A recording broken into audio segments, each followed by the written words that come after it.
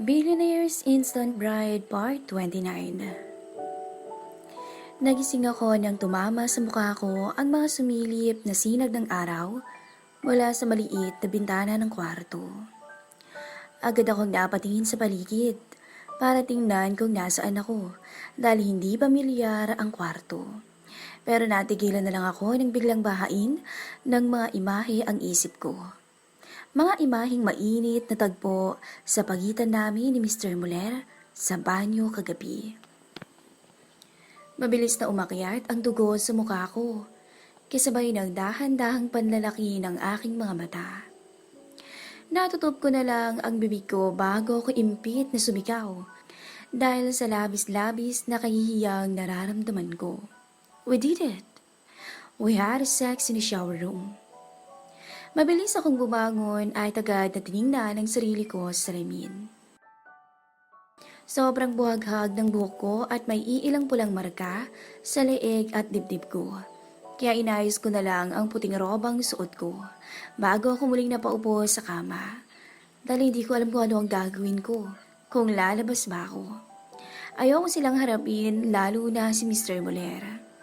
Sigurado rin akong alam na ng mga kaibigan niya na may nangyari sa amin dahil hindi na ako nakabalik matapos nila akong utusang tawagin siya.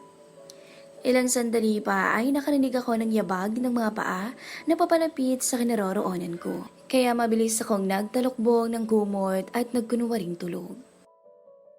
Maya-maya pa ay narinig ko ang pagpihit ng siradura ng pinto kasunod ng pagbukas nito. Hindi ko alam kung sino ang pumasok. Pero wala na akong pakialam. Magkukunwari na lang akong tulog hanggang sa umalis siya.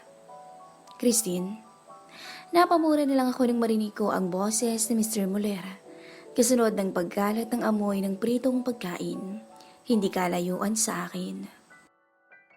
Christine, marahan niya akong niyugyog kaya wala na akong nagawa kundi imulat ang aking mga mata. Bumungad sa akin ang gwapo niyang mukha. Medyo magulo pa rin ang kanyang buhok pero bumagay pa rin to sa kanya. I brought you breakfast. Kumain ka na. Kasual niyang sabi pero pansin kong may pagbabago sa tono ng pananalita niya. Hindi ko lang matukoy kung ano pero meron. Thank you sir. Sambit ko na lang sabay kuha ng tray ng pagkain. Akala ko ay aalis na siya pagkatapos niyang ibigay ang pagkain. Pero hindi pala. Umupo siya sa kabilang dulo ng kama. How are you feeling right now? Tanong niya sa akin habang direktang nakatingin sa mga mata ko. Hindi ko tuloy magawang tumingin ng diretsyo dahil sa nakakalunod niyang tingin. Okay naman po sir. May masakit ba sa'yo? Kalmado niyang tanong. Wala po. Mabilis kong sagot bago masibinaba pa ang tingin ko dahil dama ko ang nakakatunaw niyang titig. Pero ang totoo, ay medyo masakit ang parte sa pagitan ng mga hita ko. Nahihiya lang ako magsabi sa kanya dahil ayoko rin pag-usapan ng mga nangyari kagabi. Ewan ko, basta ayoko lang. May kung anong pumipigil sa akin. About last night. Napamura na lang ako nang marinig ko mula sa bibig niya yun. Hindi nga ako handa na pag-usapan yun. Sir? Huwag na lang po natin pag-usapan. Sambit ko sa kanya at pilit ng umiti. Mas makakabuti po na, no, we should talk about it. Putol niya sa sinasabi ko. I have to make sure that things are clear between us. Dagdag niya.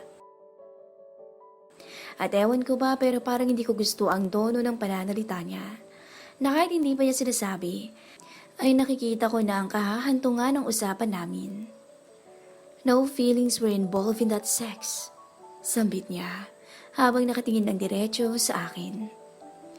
Hindi man lang siya nautal o kahit man lang nagdalawang isip na sabihin ang mga salitang yun.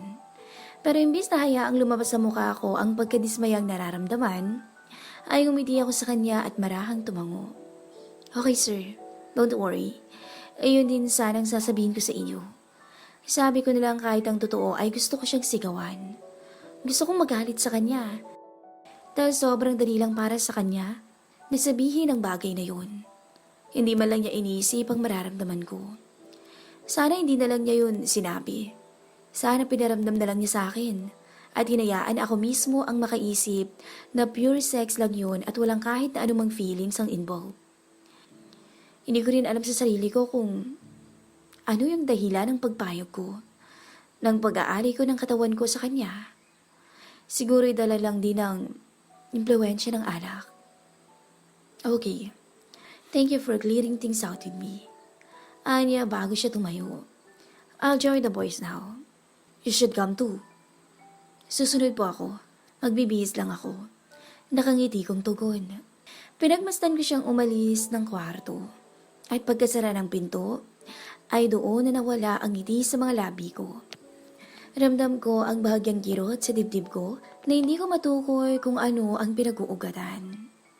Hindi ko na lang yun pinansin at itinuon ko na lang ang atensyon ko sa pagkain at nang makalabas na rin ako para lumanghap ng sariwang hangin.